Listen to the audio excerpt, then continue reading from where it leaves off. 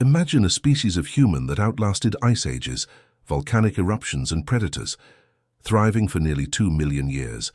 They built fires, crafted tools, and spread farther across the globe than anyone before them.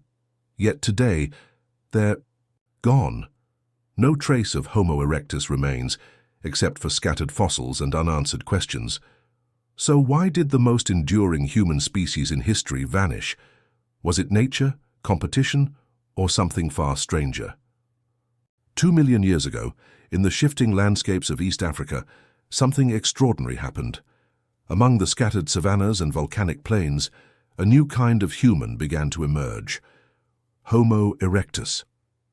Unlike their more ape-like ancestors, these beings stood taller, walked fully upright, and carried a spark of intelligence that would set them apart from every creature before them.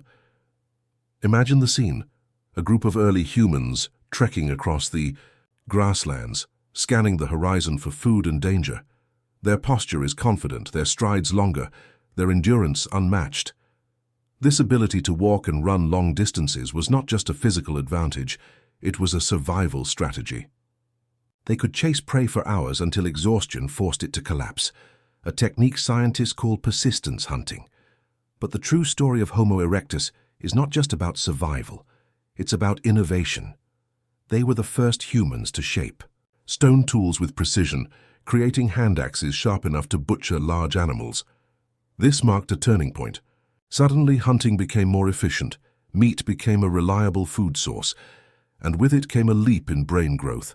From their earliest days, Homo erectus wasn't just another hominin. They were pioneers of endurance, intelligence, and adaptability, traits that would fuel their rise as the most dominant human species for nearly 2 million years. For millions of years, fire had been nothing more than a distant force of nature, something to fear when lightning struck the savanna. But Homo erectus dared to do something no human before them had achieved. They tamed fire. Picture the moment. A storm rages, lightning splits the sky and a tree bursts into flame. While other animals flee in terror, Homo erectus lingers. They gather around cautiously, realizing that this strange, flickering light could offer warmth against the cold. Night, safety from prowling predators, and a new way to prepare food. Charred meat was easier to chew, easier to digest, and packed more calories, fuel for their growing brains. Fire wasn't just survival, it was a revolution. Alongside fire came sophisticated tools. The iconic Acheulean hand axe wasn't just a sharp rock. It was a carefully shaped multi-purpose instrument, refined over generations. With it, they could butcher large animals, split wood, or dig for roots. These innovations gave them an edge, turning dangerous hunts into calculated strategies. Homo erectus didn't just react to their environment, they reshaped it. Fire gave them longer days, safer nights, and stronger bodies. Tools gave them control over prey and landscape. Alike, with each discovery, they stepped further away from the animal world, edging closer to what we'd one day call human. Armed with fire, tools, and endurance, Homo erectus began doing something no species of human had ever done before. They left Africa. This was not a small step. It was one of the greatest journeys in prehistory. Over thousands of years, groups of Homo erectus spread into the Middle East, Asia, and eventually as far as Indonesia and China. Fossils found in places like Java and Zhoukoudian reveal just how far their footprints reached. They weren't confined by the boundaries of climate or geography. They adapted. In the forests of Southeast Asia, they hunted elephants and rhinoceroses. In colder regions, fire kept them alive where no human had lived before. Unlike earlier, hominins Homo erectus didn't just survive in one niche, they thrived in many. This adaptability was their secret weapon. Imagine walking into their camp, a circle of individuals sitting around a fire, stone tools scattered, the smell of roasted meat in the air. Communication may have been simple, but cooperation was clear. They hunted together, traveled together, and endured together. By the time Homo erectus reached their peak, they had already laid the foundation for what humanity would become: global. Travelers, toolmakers, problem solvers, they were in every sense the first true world citizens. When Homo erectus spread out of Africa, They didn't just stumble into new lands, they conquered them. From the scorching savannas to dense jungles and icy northern plains, this species proved one thing above all else: they could survive anywhere. In East Africa, they chased antelopes across endless grasslands, using persistence hunting to wear down prey.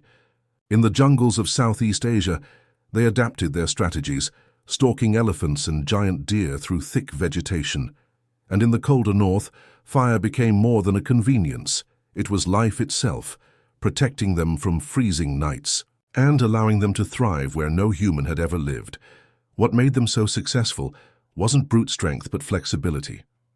Their diets were broad: roots, fruits, meat, even bone marrow cracked open with stone tools. If one food source vanished, they found another. This adaptability kept them alive through ice ages and droughts that wiped out less resourceful species. And, unlike the solitary predators they competed with, Homo erectus relied on each other. A lone individual might not last long, but a cooperative group sharing food and defending one another could endure almost anything. For nearly 2 million years, this strategy worked. They weren't just surviving, they were mastering the art of living in a world full of danger and change. For a long time, scientists saw Homo erectus as little more than upright apes with rocks. But the evidence tells a different story, one of intelligence, cooperation, and the earliest sparks of culture. Their tools alone reveal remarkable planning. Acheulean hand axes weren't random chunks of stone. They were carefully crafted, symmetrical, and standardized. That means skills were taught and passed down, suggesting knowledge sharing within groups. But what about communication?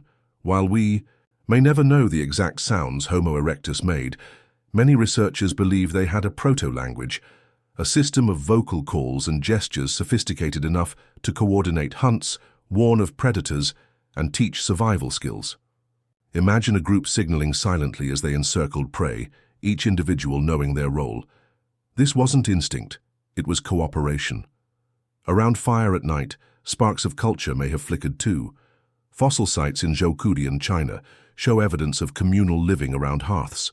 Some scientists even suggest they practiced basic care for the injured and elderly, something animals rarely do. That act alone points to empathy, an early trace of humanity.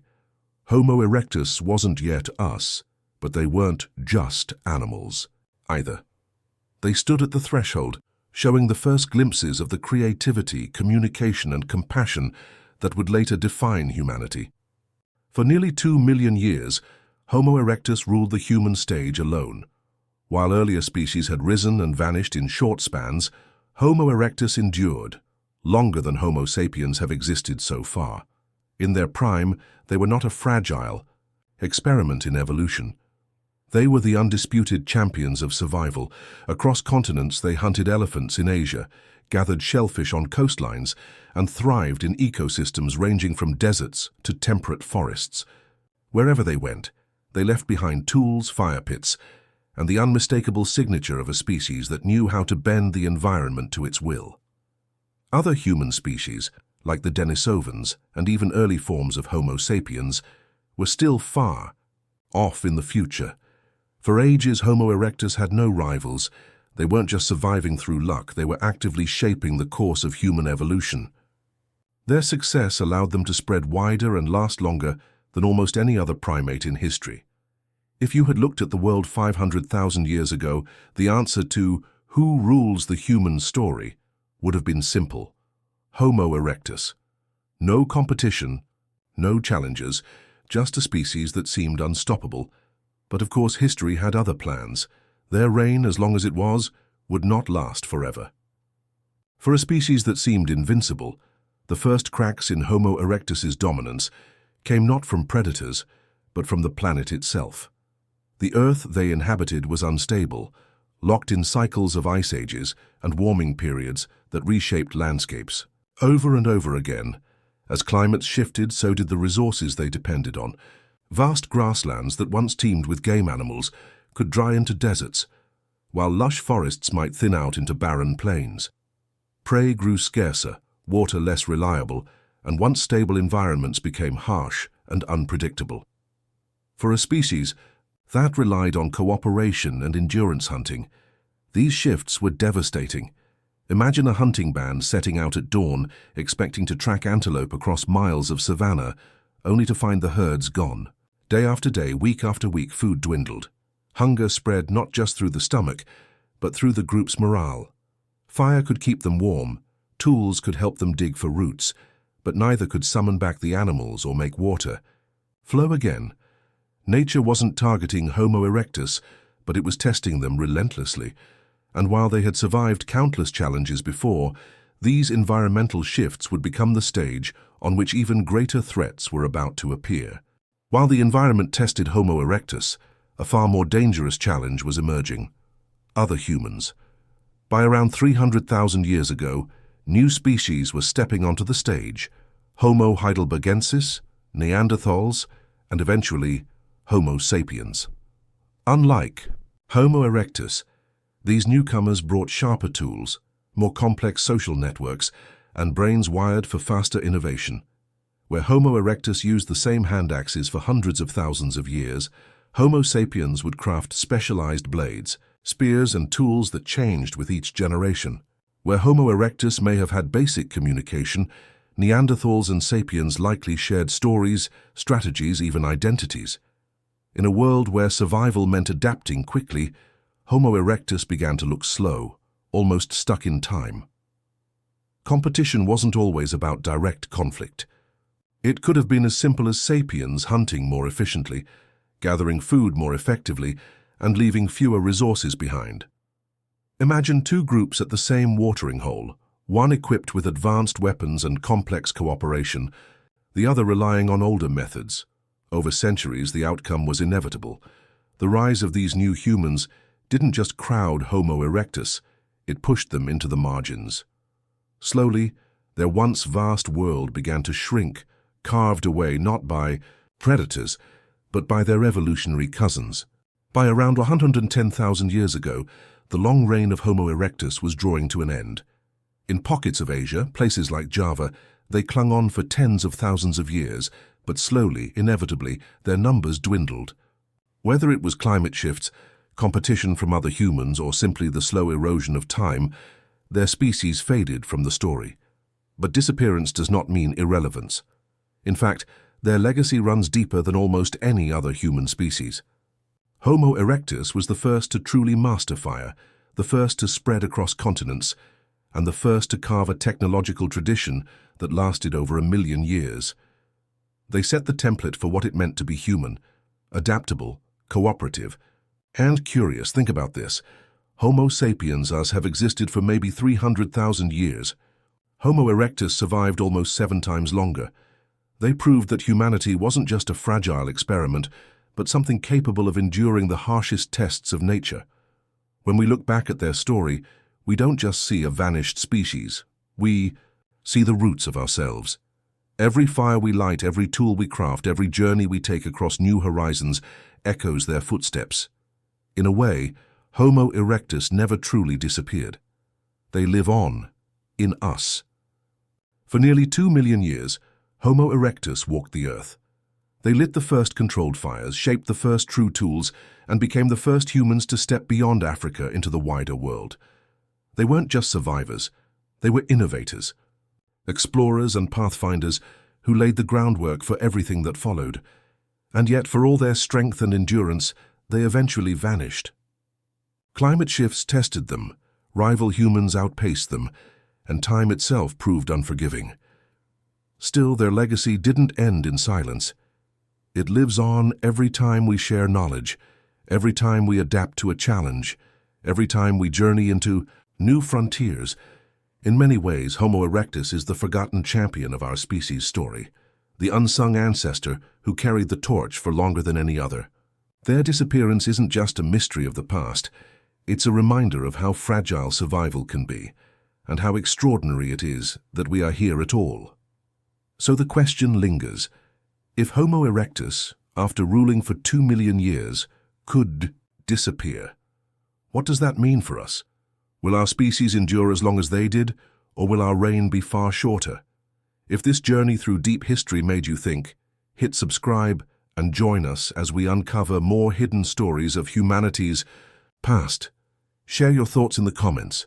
Do you believe Homo sapiens will outlast Homo erectus, or are we already on the clock?